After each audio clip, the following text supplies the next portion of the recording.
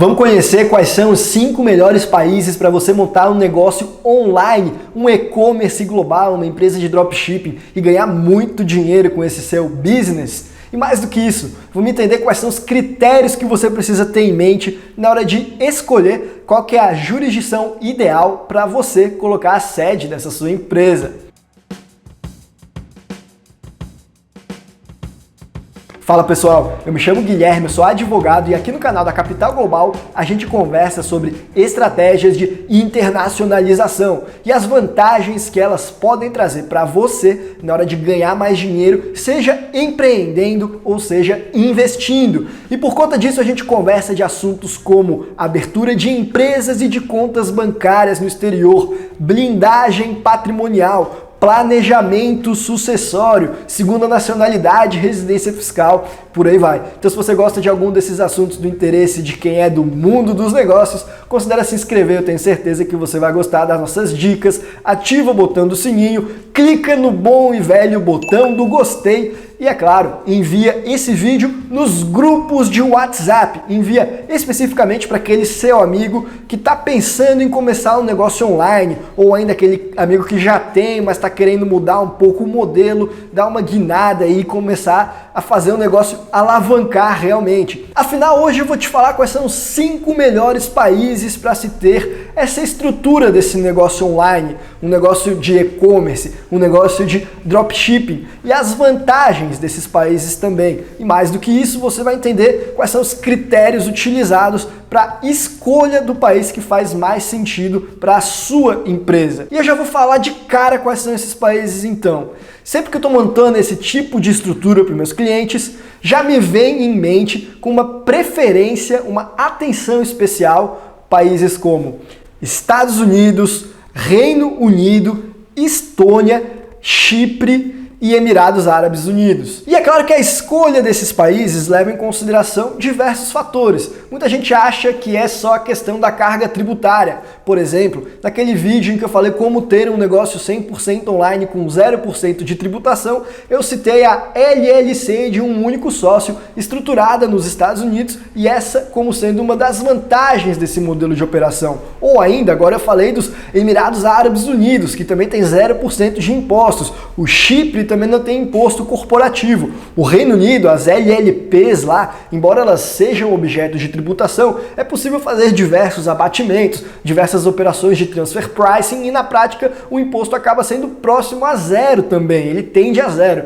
E a mesma coisa quando a gente for para a Estônia, que tem um sistema de tributação um tanto quanto esquisito, mas ao mesmo tempo muito convidativo aos olhos dos empreendedores. Então quem vê esses 5 países acredita que a minha escolha foi levando em consideração apenas a questão tributária muitas vezes. Mas não é isso não. Porque não basta ser um país que tem 0% de impostos se você não levar em consideração questões como qual que vai ser a forma de receber os pagamentos, qual que é a moeda que você quer receber, que você tem que pagar aos seus fornecedores, onde que estão os seus clientes e os seus fornecedores, onde é que está o seu staff, qual que é a natureza do produto que você está vendendo. Esses e outros diversos fatores podem mudar e muito a sua operação. Inclusive, em alguns casos, pode ser que você não escolha nenhum desses 5 países. Pode ser que você escolha, por exemplo, o Brasil e a sua insana a carga tributária em segurança jurídica em detrimento desses outros países aí que, se a gente for olhar a título apenas da tributação, parecem ser mais interessantes. Se fosse só a tributação, eu montaria, sei lá, em Seychelles, montaria em Neves, que são lugares com 0% de tributação. Mas aí a dificuldade nesses lugares viria logo em seguida, na hora de abrir uma conta bancária. Provavelmente ia ser muito mais difícil. Na hora de receber o pagamento dos clientes, eu vou precisar de um gateway de pagamento, que é como se fosse uma maquininha online.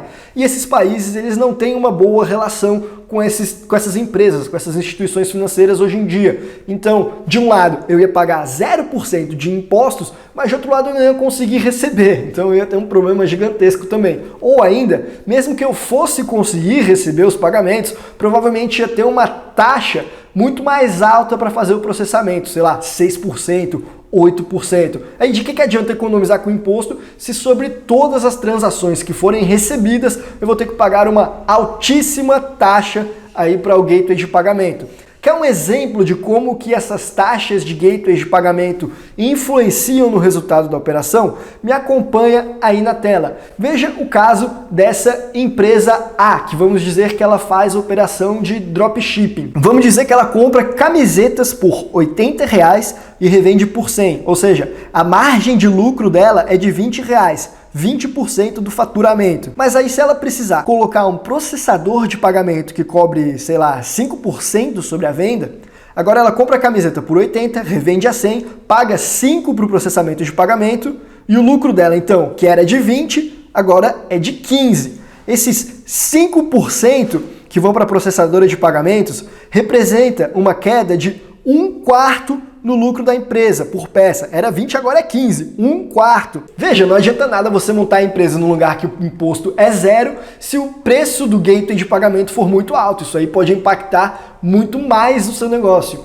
Agora, dependendo de qual for o tipo do seu negócio, você consegue ter uma margem de lucro mais alta. E se a sua margem de lucro for mais alta, o impacto de um gateway de pagamento e as taxas dele sobre as suas vendas tendem a ser menos significativos. Isso é bem verdade. Veja aí na tela esse exemplo da empresa B e que ela vende cursos online. O preço de produção do curso já se pagou. Daqui para frente, então, todas as vendas que ela fizer vai ser 100% de lucro. Então, se ela vender por R$100, por exemplo, esses R$100 vão ser embolsados a títulos de lucro. E se ela precisar pagar 5% aí para processamento dos pagamentos, agora o lucro dela, ao invés de ser 100, vai ser 95.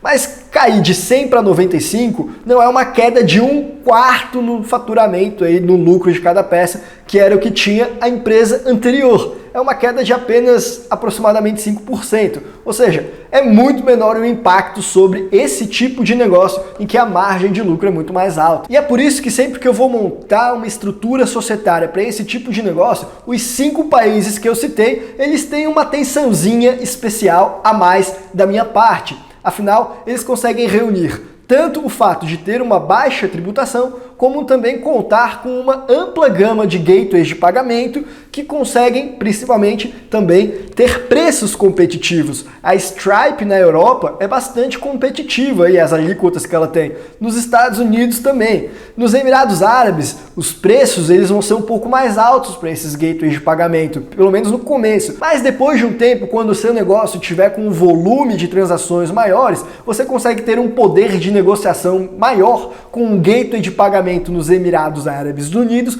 do que você teria nos Estados Unidos. Para você conseguir barganhar uma alíquota menor nos Estados Unidos, na Europa, você precisa girar realmente muito mais do que você precisaria se a empresa tivesse nos Emirados Árabes Unidos, por exemplo. Então todas essas questões precisam ser levadas em consideração. Diga-se de passagem, muitas vezes esse é um dos motivos pelo qual montar a empresa no Brasil é interessante. Afinal, você precisa ter acesso a gateways de pagamento que aceitam o pagamento de forma doméstica, para não ter aquele 6,38% de IOF em compra no cartão, para poder oferecer Pix, para poder oferecer boleto. E muitas vezes, se você está com uma empresa offshore e quer que o gateway de pagamento processe dentro do Brasil como uma transferência doméstica, as taxas dele vão ser muito mais altas, de modo que, em alguns casos, ainda faz sentido, então, manter a empresa no Brasil ao invés de manter lá fora. Isso, além de diversas outras questões aí, como questão de regras de CFC, de controle da empresa e por aí vai. A gente está entrando aqui apenas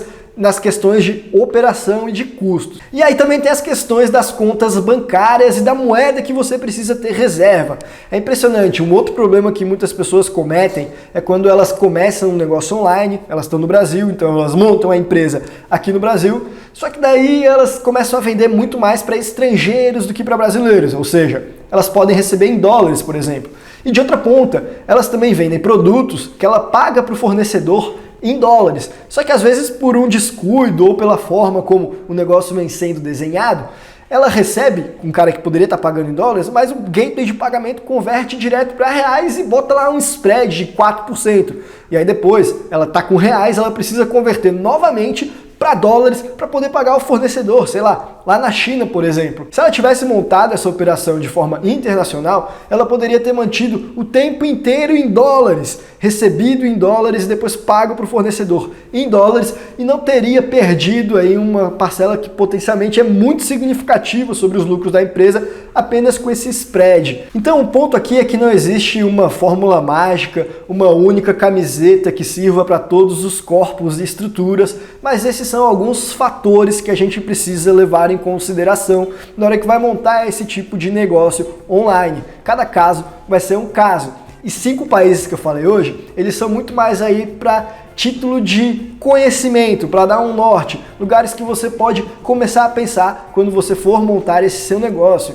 Faça essa decisão com muita sabedoria, porque isso vai impactar diretamente a quantidade de dinheiro que você consegue fazer na hora de empreender a internet. E eu vou te falar, tem muitos clientes e amigos que eu converso atualmente que estão fazendo rios de dinheiro aí, trabalhando com e-commerce, trabalhando com dropshipping. Você pode ser a próxima pessoa a conseguir fazer isso também. Na minha opinião, a internet e esses negócios globais são a oportunidade do século de fazer muita gente enriquecer. E esse vídeo aqui não é assessoria jurídica, nem de investimentos, nem de empreendedorismo, nem de nada. É apenas um papo que eu gostaria de bater com vocês hoje aqui então. A gente vai ficando por aqui. Um abraço e até a próxima.